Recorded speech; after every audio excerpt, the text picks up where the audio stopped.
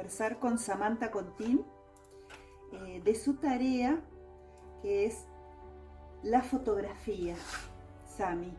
Y dentro del ámbito enorme de la fotografía, lo tuyo específicamente es la fotografía de bodas. Sí. Bueno, bienvenida, muchas gracias por recibirnos. Gracias por el espacio. Y me gustaría que nos cuentes, en principio, ¿cuándo en tu vida descubriste que lo que te gustaba era hacer fotos? Creo que siempre me gustó el registro artístico de alguna manera. Las fotos empezaron a surgir porque con los viajes en realidad me permitían registrar para mi corta memoria, una memoria muy volátil. Entonces el registro escrito y el registro fotográfico me permitían armar como un diario de viaje y después poder usar eso como disparador de memoria. Entonces creo que ahí empezó. Y en las bodas fue porque siempre me gustó mucho la fotografía documental, pero nunca tuve el coraje para salir a fotografiar gente a la calle. Y el tema de los casamientos me permitía eso, descubrí que podía hacer un registro documental sin invadir demasiado a nadie, ni sin que la persona se sintiera por ahí violada en su intimidad. Sami, ¿te acordás cuál fue la primera boda en la que trabajaste haciendo sus fotos? Sí, fue en el 2013. Creo que era prima de una quinceañera que le había hecho las fotos de sus 15 años. Y sí, fue muy movilizante. Yo en ese momento aparte comencé sin haber sido segunda cámara de otra persona, entonces todo siempre fue muy intuitivo en mi carrera. Y recuerdo eso, decir, esto me encanta, es por acá, porque hay muchas emociones a flor de piel, está la posibilidad de capturar todo eso, contar una historia, hay muchas microhistorias también, muchos microrelatos dentro de un casamiento, muchos detalles para registrar. Me encantó y sentía eso, que tiene mucho más potencial emocional que por ahí el fotografiar otras cosas. Yo había laburado en el mundo de la moda en Buenos Aires y me parecía tan frívolo y vacío que después encontrarme con todo el caudal emocional que hay dentro de una boda fue como encontrar una mina de oro.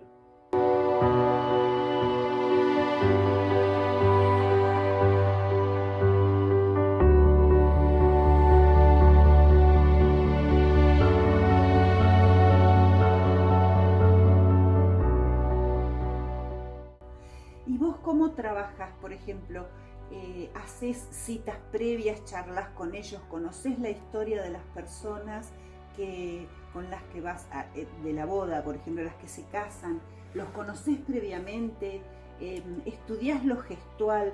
Porque es muy notorio en tus fotografías cómo está esa captación del instante, del gesto. ¿Cómo haces? Para eso, agudizar mucho el ojo. Creo que uno se vuelve un cazador del lenguaje corporal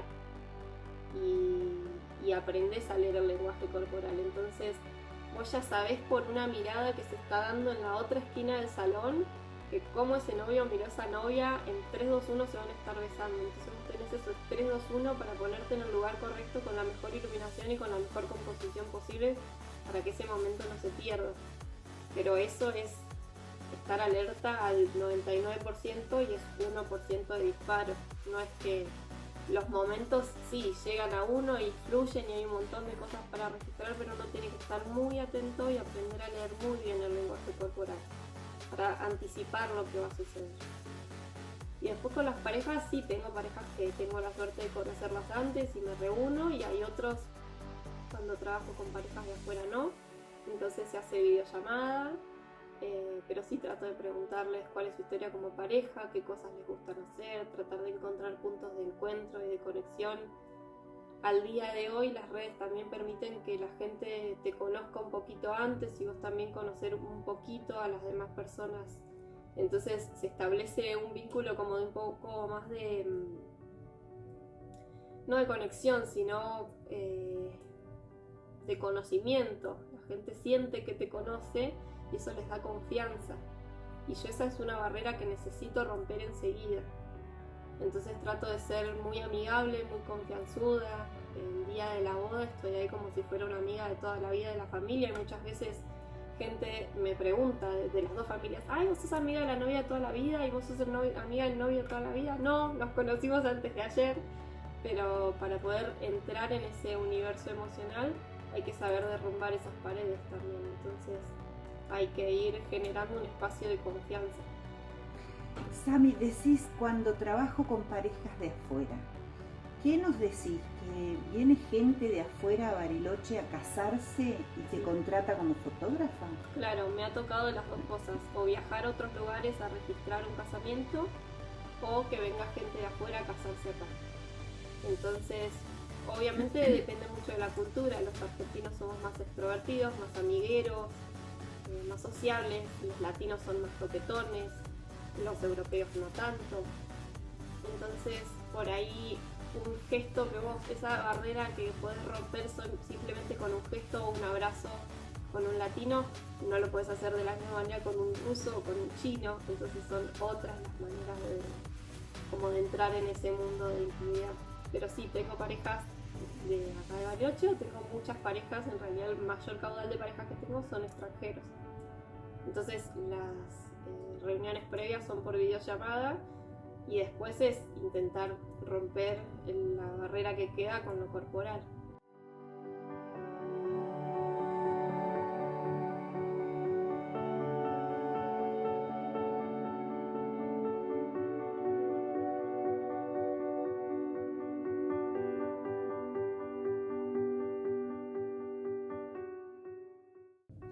Y las bodas que cubrís son como las tradicionales bodas que tenemos nosotros en la memoria, de gente que viene y trae toda la familia y desembarcan en Bariloche para la boda 35 personas, ¿es una cosa así? Sí, se le llama boda de destino. Sí. Por ahí en Estados Unidos, por ejemplo, están acostumbrados a tener casamientos de 700 personas.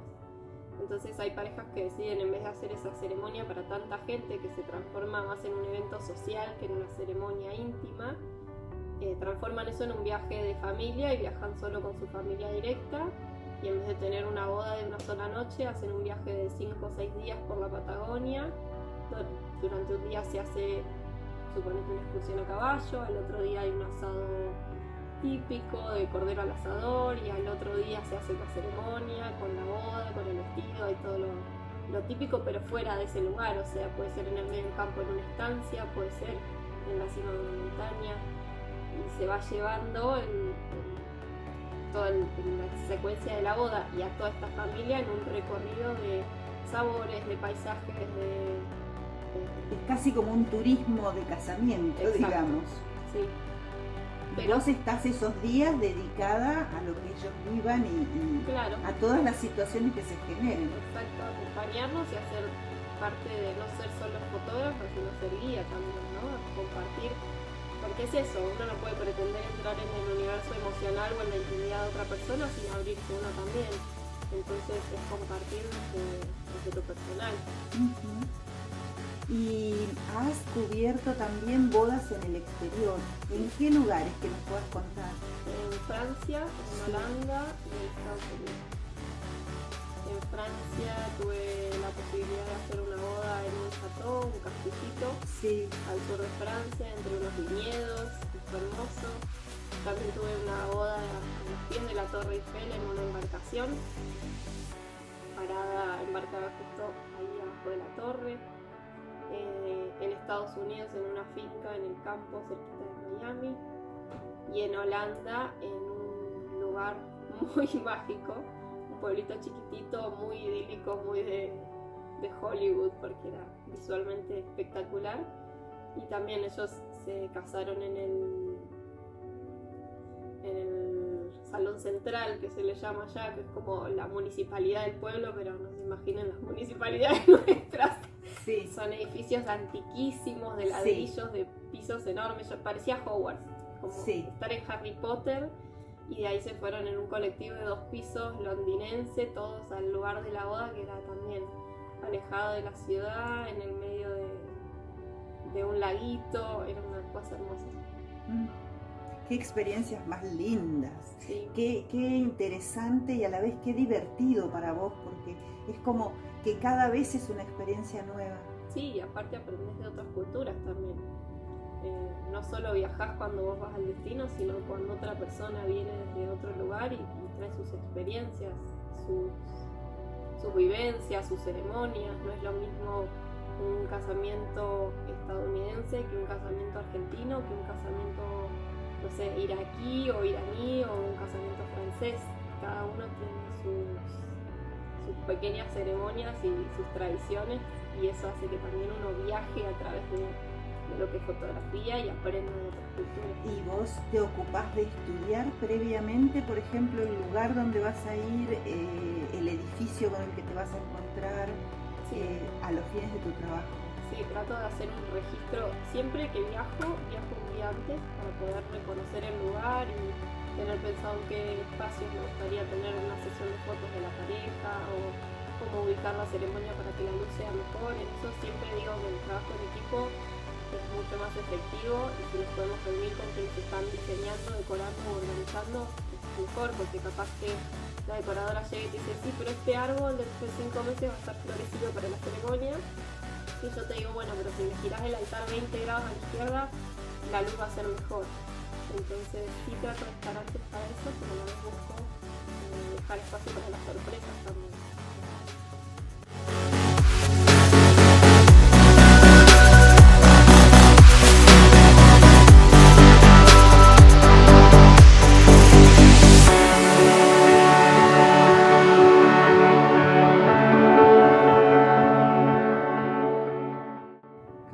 Sami, ¿cómo te contratan desde el exterior? ¿Cómo te conocen? ¿Cómo se establece el primer vínculo? ¿Cómo llegan a Samantha Contini? El universo de internet. Claro, todo es por redes. Sí. Acá es mucho más fácil hacer las cosas de boca en boca o conocer a alguien por recomendación de otra persona. Allá también me ha pasado el casamiento de Estados Unidos, lo hice porque una amiga de la novia, que era vecina de cuando ella era chiquita, que hoy vive en África, había venido de vacaciones a Bariloche, le habían hablado de mí, me siguió en Instagram, vio que yo viajaba a Estados Unidos y le recomendó a la novia mi trabajo. Así les hice la sesión de fotos y después decidieron 8 meses después hacerme volar hasta allá para cubrir solamente la boda. Pero si no, es por internet. O sea, que encuentren mi página web, que vean fotos de referencia con otras parejas o Instagram también. Uh-huh. ¿Vos cómo definirías tu fotografía? Es decir, si yo te hablo de qué estilo tenés de foto, es decir, ¿cuál sería tu particularidad, tu gran fortaleza? Creo que no deja de ser espontáneo. Creo que la espontaneidad es muy importante, es una fortaleza grande, pero a la vez tiene un registro como calmo y romántico. Uh-huh. Entonces, no por ser espontáneo deja de ser artístico, tal vez. Claro. Que hay veces que en la fotografía a veces lo artístico está muy relacionado al quiebre, al romper con cosas establecidas, y no es necesario tampoco. O sea, puede estar siendo espontáneo y estar dando un registro honesto, pero contado de una manera bella. Claro. Sí, porque es un texto, una fotografía, sí. Es como un relato. Sí. Está contando una historia. Uno elige cómo la cuenta. O sea, puede ser un relato crudo, o puede ser un relato que te lleve, como el agua del arroyo, o puede ser un relato que te golpee en la cara. Que dentro de una boda hay un montón de microrelatos de estos, pero uno puede elegir cómo la cuenta. Desde qué lente utiliza para contarla, si elegís un gran angular que te dé sensación de primera persona, o si elegís contarla desde muy lejos con un zoom, te da la sensación de que sos un espectador que está allá a lo lejos espiando qué es lo que sucede. Hay muchas maneras de elegir cómo relatar, cómo contar lo que está sucediendo. Claro. Y eso también depende de las personas, por ejemplo, ¿cómo haces con gente a la que no le gusta sacarse fotografía? Y te toca una boda y el novio, ¿alguna vez te habrá pasado? El novio dice, no me gusta. Siempre hay uno de los dos que no le gusta. Ah, eso es normal. Pero empatizar. Yo lo primero que hago es mostrarles que no está mal y que es normal. Yo soy fotógrafa y a mí no me gusta que me saquen fotos. Claro.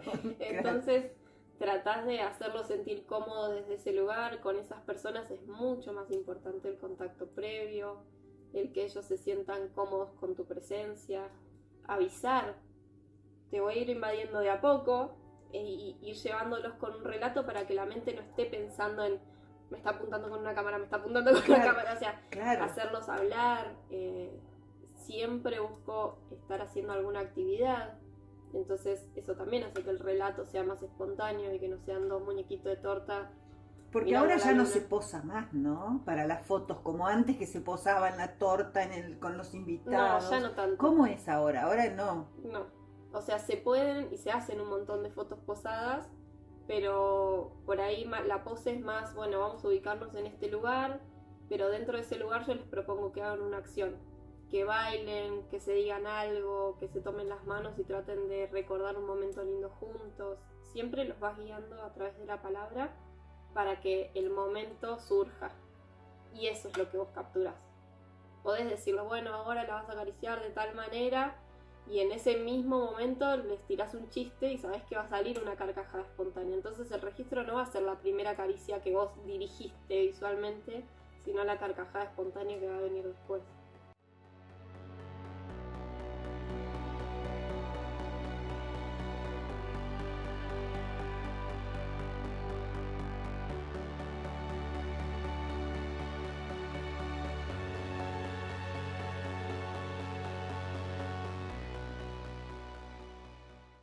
Te habrá tocado alguna boda rarísima, seguramente.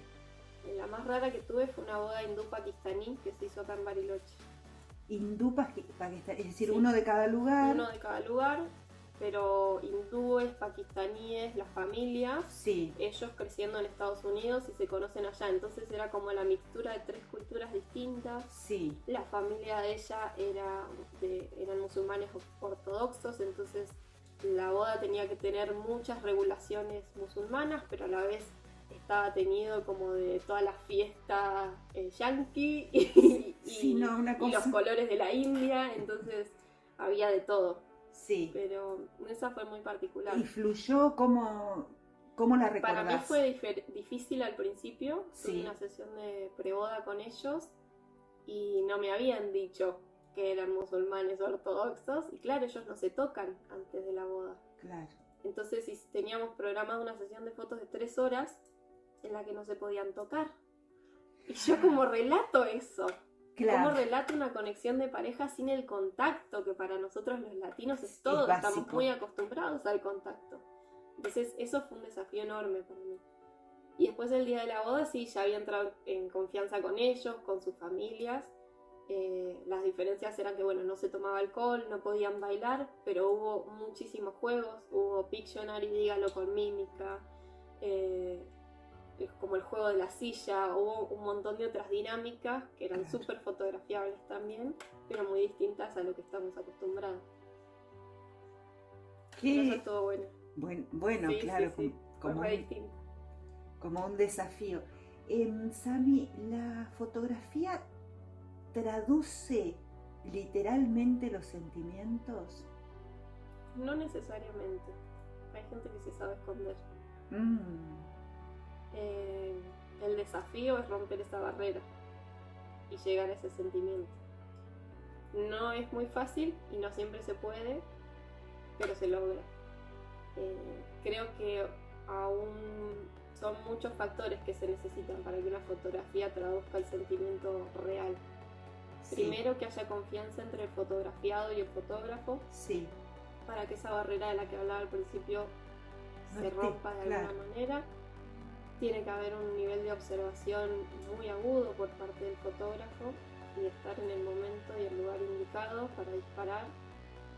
Y tiene que haber una apertura emocional de la persona que está del otro lado para mostrarse tal cual es y no como quiere mostrarse delante de una cámara. Cuando son solo dos, por ejemplo, en una sesión de fotos, es un poco más difícil, porque vos, o sea, todas las partes saben que están ahí actuando de alguna manera. Claro. En cambio, en una boda es más fácil porque hay más gente, es más fácil perder el registro de que por ahí está siendo fotografiado. Pero la persona, cuando percibe una cámara cerca, cambia su relato personal. Porque entra el deber ser, el qué es lo que quiere mostrar, en cómo se quiere ver. O sea, un padre que está llorando a mares no llora de la misma manera si percibe que lo están fotografiando que si no. Entonces hay que ser como un observador muy silencioso y muy cuidadoso para lograr entrar en esos momentos y así como entraste salir, para tampoco invadir la vulnerabilidad del otro. Claro, porque también pienso que la fotografía ya no es solamente el elemento que te va a recordar un momento en el futuro. ¿Vos para qué querés conservar la fotografía? Para recordar y volver a una situación. También es el hoy y el presente, ¿no? Y esta cosa de las redes, y que es como mostrarse en el hoy. Tal vez tenga más importancia eso que lo que va a suceder en el futuro. Y hoy sí, hoy está cambiando. El relato fotográfico hoy se utiliza para otras cosas, por eso para mí es importante no perder este origen. O sea, nuestros abuelos se tomaban una foto como la que veíamos hoy para recordar el momento en el que desembarcaron en Argentina. Sí. Que no se pierda eso también. Claro. Yo siempre digo, a veces por acumular imágenes nos perdemos de los disparadores emocionales, porque no nos queremos perder nada y a la vez nos estamos perdiendo todo porque vivimos a través de una pantalla. Entonces creo que la tecnología hoy nos está dando una herramienta enorme y hermosa, pero que hay que usarla conscientemente, porque también te puede absorber a intentar registrar todo a tu alrededor y a la vez no estás percibiendo nada de lo que pasa a tu alrededor, no estás vivenciando nada de lo que pasa a tu alrededor, o viviste un momento re importante y lo perdiste en un cúmulo de 5.000 millones de imágenes que quedaron alguna vez en un Google Fotos de allá lejos, que hoy gracias que tenemos Google Fotos o la nube, pero por ahí con las primeras cámaras hay un montón de imágenes digitalizadas que se perdieron en un disco rígido de una computadora que nunca más se recuperó. Y no hay que perder el foco de que esos también son disparadores emocionales, y son momentos hay que saberlos guardar y hay que guardarlos con responsabilidad. Entonces, si generamos un cúmulo de demasiado material, perdemos la noción de cuáles son relevantes.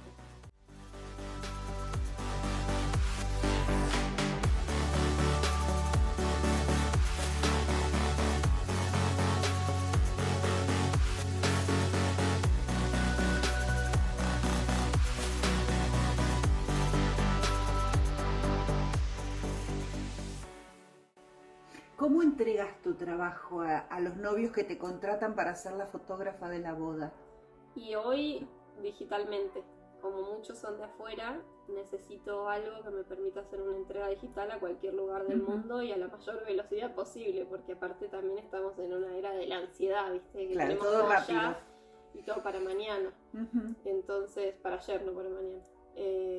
Entonces entrego digital, pero con las parejas que tengo acá preparo unas cajitas de madera, con flores, con... Entregas el físico, sí, digamos. El físico, con algunas fotos impresas y un pendrive. Si no, la mayoría que los tengo lejos, va un archivo digital, les envío este archivo, les envío una lista de Spotify, les pido que se preparen algo rico para comer y trato de que se generen una experiencia alrededor del ver esas imágenes. Claro. Para que no pase esto de foto sin conectar realmente con lo que se está viendo. Sami, ¿qué te gusta más fotografiar? ¿La persona, el rostro, el gesto o la naturaleza? Que vivimos en un lugar con una naturaleza increíble. La comunión de las dos. Creo que somos muy privilegiados en el lugar que vivimos, es un lugar hermoso y no mucha gente tiene noción de lo que es vivir en un espacio así, pero sin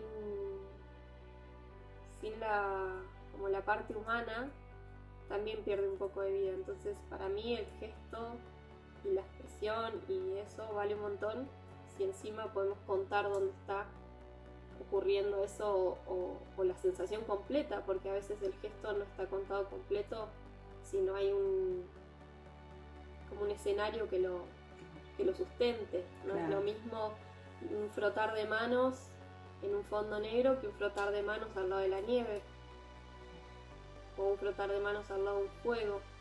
Uno puede ser contemplativo, el otro es puramente de frío. Creo que el escenario también cuenta un poco la historia. Es como en un libro.